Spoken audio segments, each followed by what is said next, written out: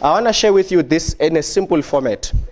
The righteousness that God expects before Jesus comes again is not the righteousness of people who are suddenly going to be holy, wearing suits every day and singing holy, holy as they go to work.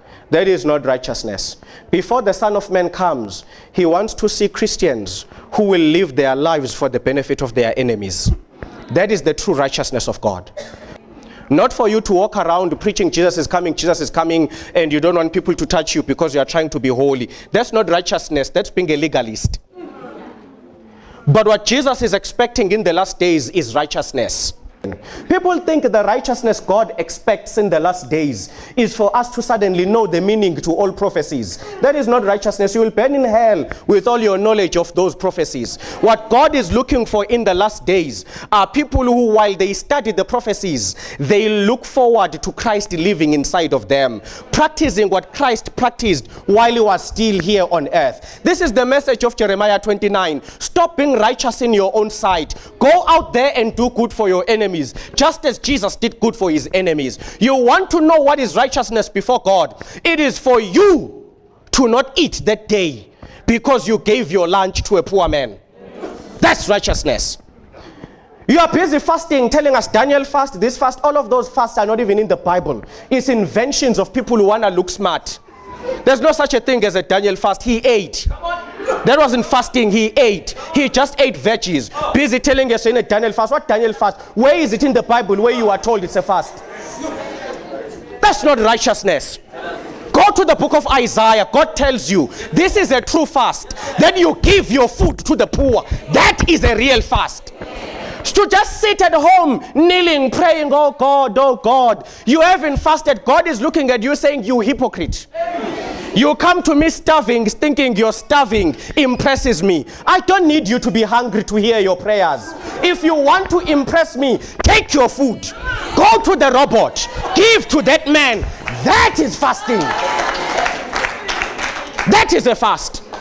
You know this kind of fasting you guys do today, where you fast for 7 days so that God hears your prayers. It's not in the Bible. When you fast, you deny yourself good in order to give it to the poor. You don't just sit and not eat. You exchange.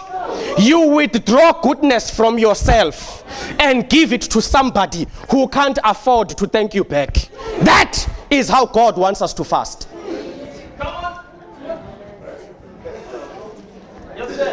In the last days, God is not looking for people who know how to keep the law. He's looking for people who know how to walk in his character.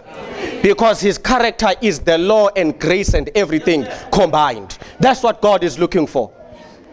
So the next time you tell us you are fasting, listen to me. When you fast for 7 days and not eat and God answers you, he didn't answer because you were starving.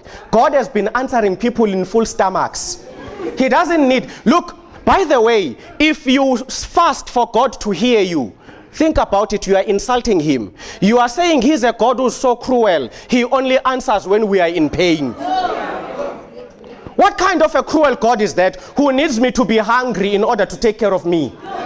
God has never asked for this immoral fasting, this self-righteousness fasting.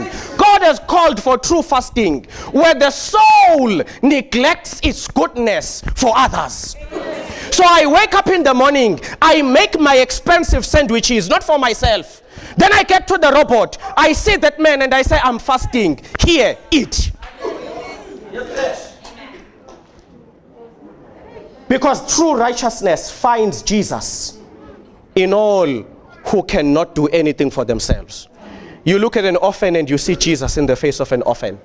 So you're not just feeding the orphan, you are feeding Jesus. That's why he says, when I come, I will separate the goat and the sheep. And I will say to you, the sheep, when I was in hospital, you visited me. When I was in prison, and they will ask, when did we do it? And he will say, that guy at the robot that you fed, that was me.